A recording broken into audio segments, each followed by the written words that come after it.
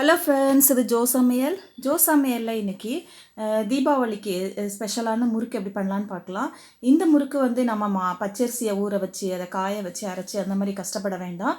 நம்ம இட்லி அரிசிலேயே இட்லி தோசைக்கு அரைக்கும்போது இந்த மாதிரி அரைச்சி வச்சுக்கலாம். நம்ம இதுக்கு வந்து நான் வந்து 3 உலக்கு வந்து புழுங்கல் அரிசி, அதாவது இட்லி அரிசி தான் எடுத்துருக்கிறேன். இட்லி அரிசி தான் ரொம்ப நல்லாயிருக்கும், அதுதான் நல்லா மாவு இருக்கும். இது வந்து அரைக்கால் படி உலக்கு அப்படின்னு சொல்லுவோம் இல்லையா, அதாவது 200 கிராம் அந்த மாதிரி.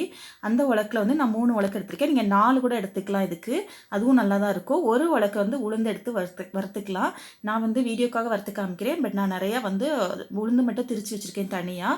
1/2 கிலோ உளுந்தை வந்து திரிச்சு மிஷினில் கொடுத்து அதை பவுட்ரு பண்ணி வச்சுருக்கேன், அதுதான் யூஸ் பண்ணுறேன். நீங்கள் வந்து கம்மியாக பண்ணிங்கன்னா மிக்சியில் கூட திரிச்சிக்கலாம். இந்த மாதிரி வறுத்துட்டு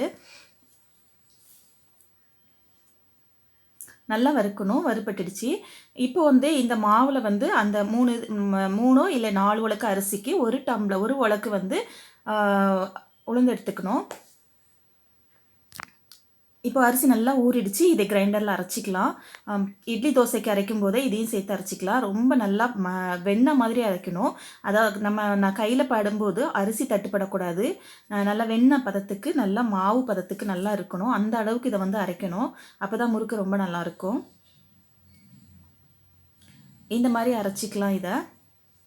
இப்போ இதை அரைச்சாச்சு. அரைச்சிட்டு நான் வந்து 3 உலக்கு வந்து அரிசி எடுத்தனால ஒரு உலக்கு வந்து உளுந்து மாவு சேர்த்துக்கிறேன். நம்ம வறுத்து பிடிச்சோம் இல்லையா, அந்த உளுந்த மாவை ஒரு உலக்கு எடுத்துக்கலாம். எந்த கப்பில் எடுக்கிறீங்களோ அதே கப்பில் எடுத்துக்கலாம். இதை 3க்கு 1 வந்து முறுக்கு ரொம்ப சாஃப்டாக இருக்கும். பல்லு இல்லாதவங்க கூட சாப்பிடலாம், அவ்வளோ சாஃப்டாக. இப்போ வாயில் போட்டோடனே நல்லாயிருக்கும். 4க்கு 1 எடுத்தீங்க அப்படின்னா கொஞ்சம் நல்லா கடிச்சு சாப்பிட்ற மாதிரி இருக்கும். இதுக்கு வந்து 50 கிராம் அளவு பட்டர் எடுத்துக்கலாம். இந்த அளவு அரிசி உளுந்துக்கு வந்து 50 கிராம் அளவு பட்டர் எடுத்துக்கலாம். இல்லைனா எண்ணெயை காய வச்சு அதில் கூட நம்ம கொஞ்சம் எண்ணெயை ஊற்றிக்கலாம். இதுக்கு தேவையான அளவு உப்பு சேர்த்துக்கலாம். இந்த தீபாவளிக்கு நீங்கள் இந்த முறுக்கை வந்து செஞ்சு பாருங்கள், ரொம்ப டேஸ்டியாக இருக்கும். இப்போ இதுக்கு தேவையான அளவு எள்ளு சேர்த்துக்கலாம். எள்ளு சேர்த்துட்டு நல்லா இதை நல்லா பிசைஞ்சிக்கலாம்.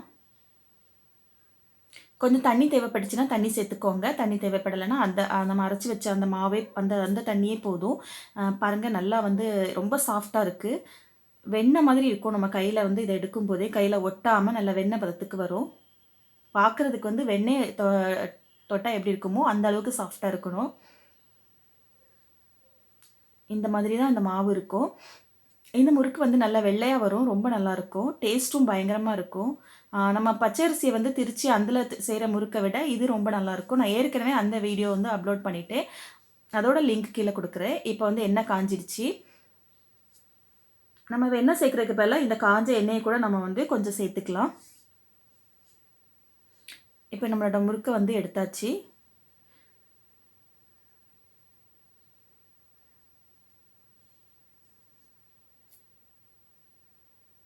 நான் வந்து முறுக்கை டைரெக்டாக வந்து எண்ணெயிலே புழிஞ்சிடுவேன். நீங்கள் வந்து ஒரு கரண்டி வச்சு கூட புழிஞ்சிக்கலாம். இதோட ஷேப் கூட ரொம்ப நல்லா வரும்.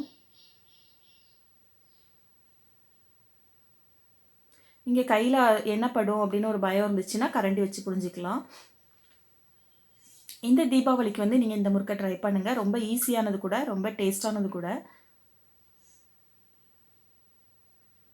பாருங்கள், இந்த மாதிரி கரண்டி வச்சுட்டு அதில் கூட இந்த முறுக்கை வந்து புழிஞ்சு விட்டுக்கலாம். ஷேப்பே அவ்வளோ அழகாக இருக்குது.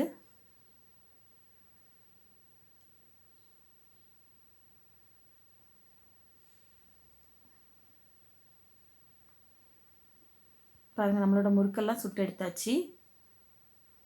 பார்க்கவே அவ்வளோ சூப்பராக இருக்கும். ரொம்ப சாஃப்டாக இருக்கும் இந்த முறுக்கு, நல்லா முறுமுறுன்னு இருக்கும். கடிக்கிறதுக்கு அவ்வளோ கஷ்டமாக இருக்காது.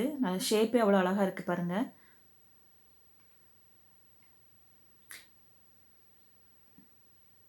அரிசி ஊற வச்சு அதை காய வச்சு திரிக்கிற வேலையெல்லாம் இல்லை. உளுந்தை மட்டும் நம்ம திரித்து வச்சுக்கிட்டோன்னா இந்த முறுக்கு அடிக்கடி பண்ணிக்கலாம் வீட்டில். நான் 1 கிலோ இல்லை 1/2 கிலோ நம்ம உளுந்தை வந்து வறுத்து திரிச்சிட்டு, அதுக்கப்புறம் நம்ம இட்லி தோசைக்கு அரைக்கும்போது கூட நம்ம வந்து அரிசி ஊற வச்சு அரைச்சிட்டு இந்த முறுக்கு மாவு போட்டு முறுக்கு புழிஞ்சிக்கலாம் தேவையானப்போ. பாருங்கள் எவ்வளோ பொறுமுறுன்னு இருக்குதுன்னு. இந்த வீடியோ பிடிச்சிருந்தா என்னோட சேனலை சப்ஸ்கிரைப் பண்ணுங்கள். தேங்க்யூ.